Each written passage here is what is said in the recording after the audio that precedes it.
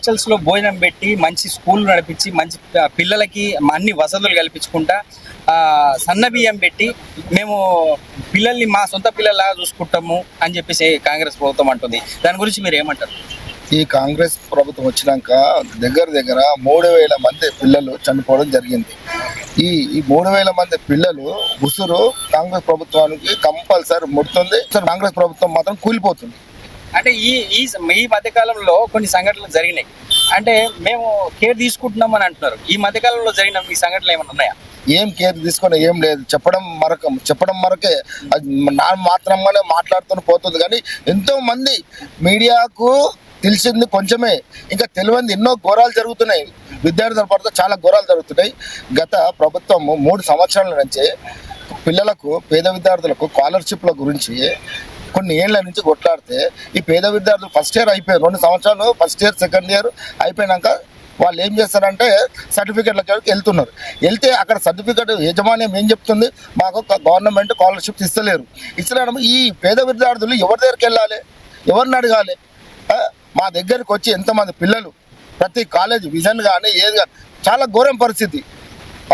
ప్రతి కాలేజీలో పిల్లలని ఫస్ట్ ఇయర్ సెకండ్ ఇయర్ తర్వాత డిగ్రీ కూడా అల్లనే ఉంటే వాళ్ళకు ఒక 3 సంవత్సరాలు 5 సంవత్సరాల దల్లా మొత్తం సర్టిఫికెట్లు వాళ్ళ దగ్గర పెట్టుకొని పిల్లలతో చాలా చెలగడం ఆడుతున్నారు. చాలా ఘోరం ఇది. ఇంకొకటి ఏంటంటే విద్యార్థుల స్కాలర్షిప్లు మొత్తము వాళ్ళు ఏం చేస్తున్నారు, విద్యార్థుల స్కాలర్షిప్లు మొత్తము వాళ్ళు ఆపేసి మన ఇది మంత్రులు మాత్రం జేబులు మాత్రం ఫుల్ చేస్తున్నారు. ఇది చాలా ఘోరం ఇది. అంటే ఇది ప్రైవేట్ విద్యా సంస్థలు పోషిస్తుంది ప్రభుత్వం అంట. ప్రతి విద్యార్థులకు ఏం చేస్తున్నారంటే ప్రతి దగ్గర మనకేమో మనం సేవ్ చేసినట్టు చెప్తున్నారు, కానీ ఇక్కడ సేవ్ చేసేది ఏం లేదు. వాళ్ళకి నామమాత్రంగా మనకు చేస్తున్నారు. వాళ్ళకు మాత్రం ఫుల్ సపోర్ట్ వాళ్ళే.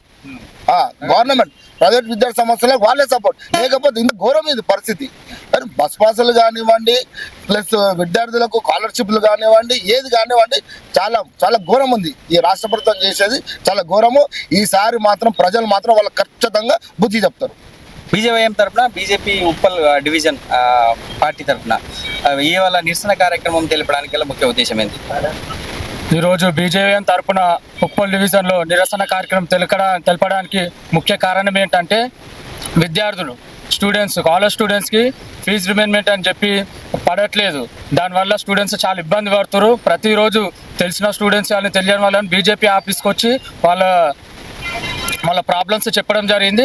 దాన్ని ముఖ్య ఉద్దేశంగా తీసుకొని బీజేపీ పార్టీ బీజేవైఎం ఎప్పుడు అండంగా ఉంటుందని చెప్పి ముందుకు రావడం జరిగింది.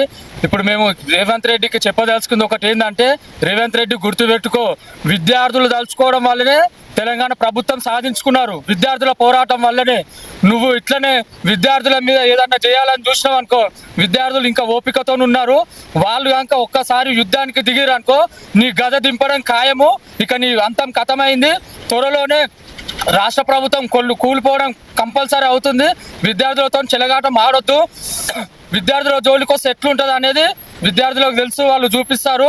వాళ్ళు చాలా ఓపికతో ఉన్నారు. బస్సుల ఛార్జీలు పెంచడం కానీ ఇది కానీ అది కానీ ఇది కరెక్ట్ కాదు. ఫీజు రివెంజ్మెంట్లో మంత్రుల జోలు ఫుల్ అవుతున్నాయి, విద్యార్థుల రివెంజ్మెంట్ మాత్రం నిల్లు. ఇది కరెక్ట్ కాదు. దీనికి బీజేవైఎం బీజేపీ కంపల్సరీ విద్యార్థుల పట్ల ఉంటుంది. విద్యార్థులు మీరు కూడా స్టూడెంట్స్ అందరికీ నేను సూచన ఇస్తున్నా, విద్యార్థులు ఎక్కడ కూడా భయపడొద్దు, ఎక్కడ కూడా తగ్గొద్దు. మీ వెంట బీజేవైఎం మీకు తోడుగా ఉంటుంది, ఎప్పుడు మీ కోసం కొట్లాడుతుంది. ఏ పార్టీ వచ్చినా ఎవరు రాకపోయినా మా బీజేవైఎం కంపల్సరీ మీకు తోడుగా ఉంటుంది, మీకు అండగా ఉంటుంది. ఎప్పుడు స్టూడెంట్స్ పట్ల బీజేపీ కంపల్సరీ ఉంటుంది. నిరసన కార్యక్రమం విద్యార్థులకు జరుగుతున్న అన్యాయాల గురించనా? విద్యార్థులకు ఎట్లాంటి అన్యాయాలు జరుగుతున్నాయంటే, ఇంట్లో అమ్మకు ఫ్రీగా ఇచ్చి ఇంట్లో 3 పిల్లలు ఉంటారు, తల్లికి ఫ్రీగా ఇస్తున్నారు. కానీ పిల్లలు 3 కాలేజ్కి వెళ్తే స్కూల్కి వెళ్తే వాళ్ళకి మీద ఎట్లా వసూలు చేయాలో అంతకంటే ఎక్కువ వసూలు చేస్తారు. ఒక్కరికి ఫ్రీగా ఇచ్చి 3 మీద అంతకంటే డబుల్ వసూలు చేస్తుంది మన కాంగ్రెస్ ప్రభుత్వం. ఇంకొకటి ఏంటంటే, గురుకులాలలో ఇప్పుడు బీసీ ఎస్టీ పురుగులు అన్నం పెడుతురు. ఇంకా ఇంత నీచమని అంటే, మహిళా విద్యార్థులు ముందుకు వచ్చి ఏమని చెప్తున్నారంటే, శానిటరీ ప్యాడ్స్ యూజ్ చేసిన బకెట్ ఉంటుందా, వేస్ట్ చేసిన ఆ బకెట్ని వంటకు వాడుతున్నారు. అన్నం తినే కూరలు, అన్నానికి బియ్యం కడగడానికి, బియ్యం వండడానికి ఆ బకెట్లు వాడుతారు. ఇంకా ఒక 2 రోజుల కింద మన మహబూబాద్ జిల్లాలో గురుకులాలలో పాములు ప్రవేశిస్తున్నాయి. పాములు ప్రవేశించడమే కాదు, పాముల కాటుకు గురయ్యి హాస్పిటల్ పాలవుతున్నారు.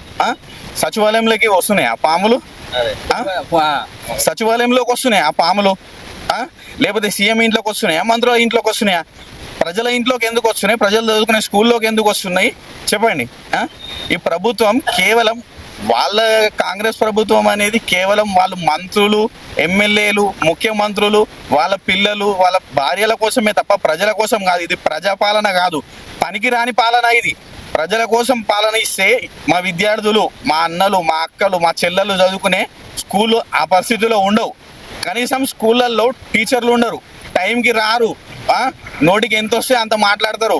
పేద పిల్లలు అని చెప్పి ఫుడ్ చక్కగా ఉండదు, బుక్కులు టైంకి రావు, బెడ్షీట్లు చక్కగా ఉండవు. చలికాలం వస్తే కనీసం చలి పెడుతుంటే ఆ చల్లటి నీళ్ళతోటే స్నానం చేయాల్సి వస్తుంది, కానీ కనీసం వేడి నీళ్ళ సౌలభ్యం కూడా కల్పించారు మాకు. వాళ్ళకేమో పంచభక్ష పరమాణాలు భుజిస్తారు, మాకేమో పేద పిల్లలకేమో పురుగులన్నమా పెట్టేది. ఒక రోజు వచ్చి తింటారు, ఆ ఒక్క రోజు ఏం చేస్తారు, మంచి సన్న బియ్యం కాదు బాస్మతి బియ్యం పెడతారు. ఇగో చూడు అని చెప్పి డబ్బు కొట్టుకోవడానికి తప్ప దేనికి పనికిరాని కాంగ్రెస్ ప్రభుత్వం.